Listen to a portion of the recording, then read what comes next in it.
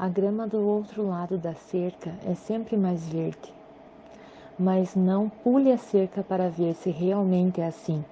Desfrute-a. Se for mais verde do outro lado da cerca, desfrute-a. Porque destruir coisas ao pular a cerca e descobrir que a grama do outro lado é pior que a sua? Mas as pessoas estão correndo atrás de tudo, achando que talvez isso lhes dê o que estão sentindo falta. Nada ajudará. Você pode viver em um palácio, mas ser infeliz, talvez mais do que seria em uma velha cabana. Pelo menos em uma velha cabana haveria o consolo de que você está infeliz por estar em uma cabana caindo aos pedaços. Haveria uma desculpa. Você poderia justificar seu tormento, sua aflição, seu sofrimento, e também haveria uma esperança de que algum dia você seria capaz de ter uma casa melhor. Se não um palácio, pelo menos uma boa, bela e pequena casa própria. É a esperança que está mantendo as pessoas vivas, e são suas desculpas e suas explicações que as fazem tentar repetidamente. Tentar repetidamente se tornou a filosofia dos americanos, mas há algumas coisas que são alcançáveis dentro do reino da tentativa, que acontecem somente quando o tentar deixou completamente de existir. Você simplesmente se aquieta e diz: basta, não vou mais tentar. Foi assim que a iluminação aconteceu a Gautama Buda. Ele deve ter sido o primeiro americano, pois estava em busca da felicidade. Por causa da perseguição, abandonou o seu reinado. Ele foi o pioneiro em muitas coisas, como o primeiro a sair do sistema. Os hippies não abandonaram muitas coisas. Para abandonar algo, primeiro você precisa tê-lo. Ele o tinha, e tinha mais do que qualquer pessoa teve. Buda estava cercado por todas as belas mulheres do reino. Assim, nenhum desejo permaneceu insatisfeito. Ele tinha as melhores comidas, centenas de servos, imensos jardins. Buda disse: estou renunciando a tudo isso, pois não encontrei a felicidade aqui. Eu a procurei, a persegui, farei tudo o que for preciso para encontrar a felicidade. E durante 6 anos, Buda fez tudo o que poderia ser feito. Ele foi a todos os tipos de professores, de mestres, de escolas, de sábios, de eruditos e santos. E ainda estava tão repleta dessas pessoas que não há necessidade de procurar ir atrás delas. Você simplesmente vai a qualquer lugar e as encontra. Elas estão por toda parte. Se você não as procura, elas os procuram. E particularmente na época de Buda era realmente o auge. Mas após 6 anos de um esforço tremendo, de austeridades, de jejum e de posturas de yoga, nada aconteceu. E um dia, Niranjana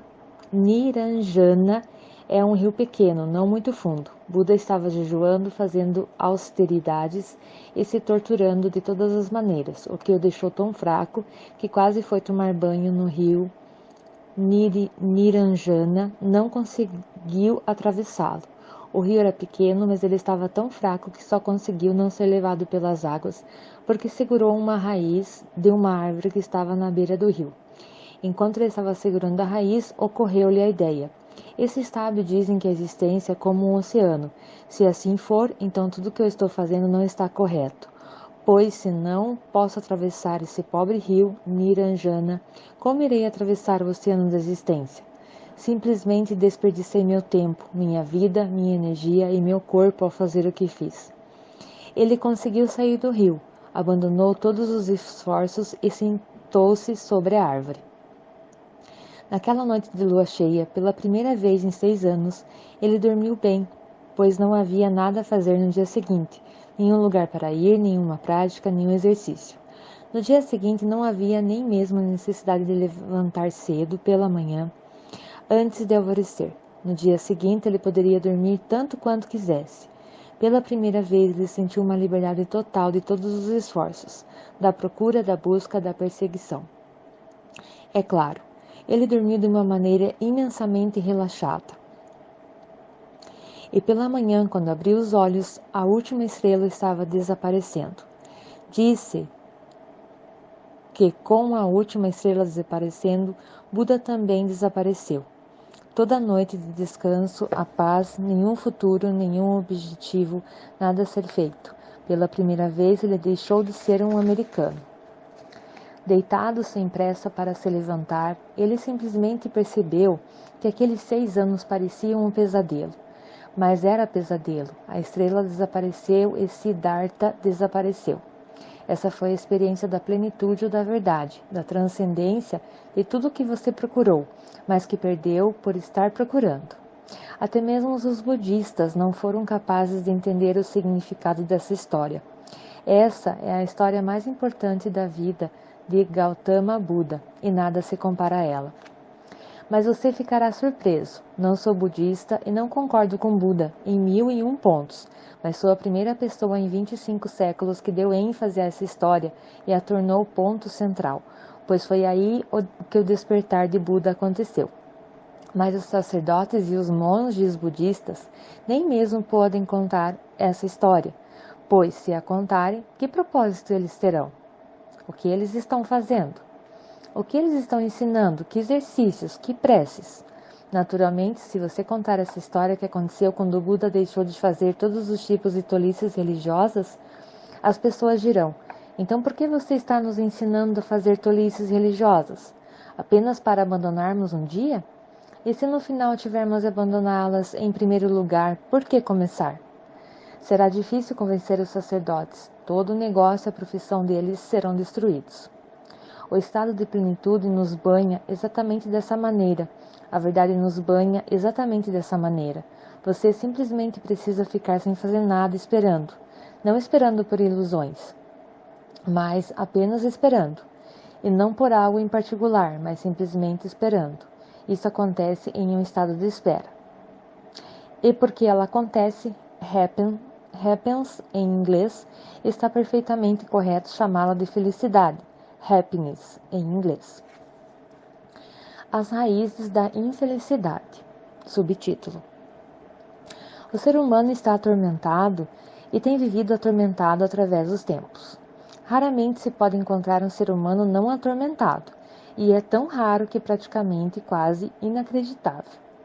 É por isso que as pessoas não acreditam que existirão seres humanos como Buda. As pessoas não podem acreditar nisso, não podem acreditar devido ao próprio tormento. O tormento é tamanho e elas estão tão profundamente envolvidas nele que não consideram possível qualquer escape. As pessoas acham que os Budas devem ter sido imaginados, que pessoas como o Gautama Buda são sonhos da humanidade. É isso que Sigmund Freud diz, que pessoas como Buda são fantasias da realização das aspirações humanas. Gostaríamos de ser daquela maneira, de nos livrar do tormento, de ter aquele silêncio, aquela serenidade, aquela graça divina. Mas isso não aconteceu. E Freud diz que não há esperança, que isso não pode acontecer pela própria natureza das coisas. O ser humano não pode ser feliz. Freud precisa ser ouvido com muito intenso e profundamente. Ele não pode ser simplesmente rejeitado completamente. Ele teve uma das mentes mais penetrantes do mundo, e quando ele diz que a felicidade não é possível, quando diz que esperar a felicidade é esperar o impossível, ele realmente quer dizer isso. Essa conclusão não é a de um filósofo. Sua própria observação da infelicidade humana o levou a essa conclusão. Freud não era pessimista, mas ao observar milhares de seres humanos, ao penetrar profundamente em sua psique, percebeu que o ser humano é feito de tal maneira que tem um processo embutido de ser feliz. No máximo ele pode ficar confortável, mas nunca em êxtase. No máximo ele pode tornar a vida um pouco mais conveniente, seja por meio da tecnologia científica, de mudanças sociais, de uma melhor economia e de outras coisas. Mas o ser humano permanecerá atormentado da mesma maneira. Como Freud pode acreditar que uma pessoa como Buda existiu? Tal serenidade parece ser um sonho. Buda é apenas um sonho para a humanidade.